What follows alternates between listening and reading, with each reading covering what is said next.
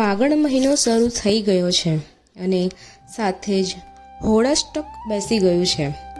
આ દિવસોમાં લોકો પૂછે છે, હોળાષ્ટક શું છે? આ દિવસમાં શું કરવું, શું ન કરવું? ફાગણ મહિનો એટલો વિશેષ કેમ ગણાય છે? આજના વિડીયોમાં આપણે ફાગણ મહિનો, હોળાષ્ટક, હોળીનું આધ્યાત્મિક મહત્ત્વ અને જીવનમાં તેનો સાચો અર્થ વિગતે સમજીશું. વિડીયોને અંત સુધી જરૂર જુઓ. ફાગણ મહિનાનું મહત્ત્વ.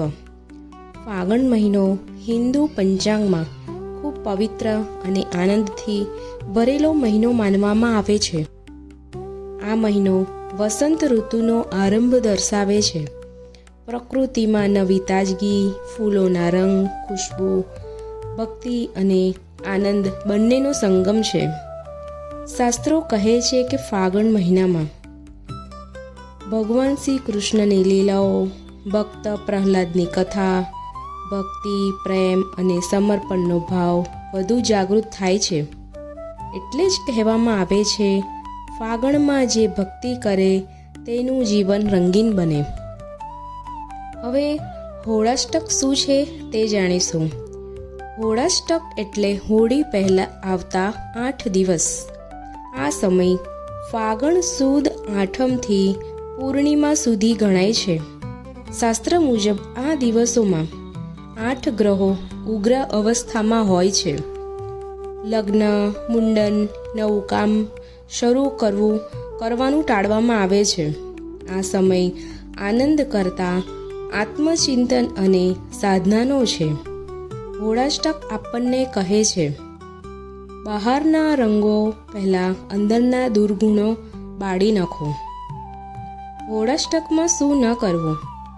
હોળાષ્ટક દરમિયાન સામાન્ય રીતે આ કામ ટાળવા જોઈએ, જેમ કે લગ્ન અને શુભ પ્રસંગ, નવું બિઝનેસ અથવા નવું ઘર, અતિશય ભોગ વિલાસ, ક્રોધ, અહંકાર અને વાદ વિવાદ. કારણ કે આ દિવસો મનને શાંત કરવાનો સમય છે. હોળાષ્ટકમાં શું કરવું? આ દિવસોમાં ભગવાનનું સ્મરણ, હરિનામ જાપ કરો, ઉપવાસ અથવા સાત્વિક ભોજન લો, દાન, અન્ન, વસ્ત્ર, જરૂરિયાતમંદને મદદ કરો, માફી માંગવી અને માફ કરવું. ખાસ કરીને અહંકાર, ઈર્ષ્યા, ક્રોધ અને લાલચ છોડવાનો સંકલ્પ લો. હોળી અને હોળિકા દહનનો સાચો અર્થ. હોળિકા દહન માત્ર અગ્નિ પ્રગટાવવાનો તહેવાર નથી. હોળિકા દહન એટલે અહંકારનું દહન, અધર્મ પર ધર્મની જીત, ભક્તિની વિજય ગાથા. પ્રહલાદ જેવી અડગ શ્રદ્ધા રાખનારને ભગવાન ક્યારેય છોડતા નથી. ફાગણ મહિનો આપણને શું શીખવે છે?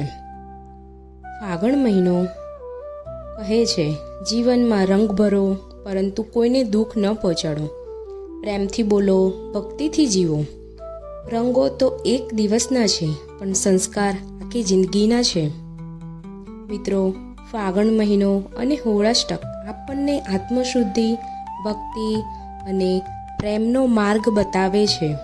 આ હોળીમાં બહાર રંગ રમો અને અંદરના દુર્ગુણોને અગ્નિમાં અર્પણ કરો. જો તમને આ વિડીયો ગમ્યો હોય તો લાઈક કરો, સબસ્ક્રાઈબ કરો, કમેન્ટમાં જય શ્રી કૃષ્ણ લખવાનું ભૂલશો નહીં. ફરી મળીશું એક નવા ભક્તિ વિડીયો સાથે. જય શ્રી રામ.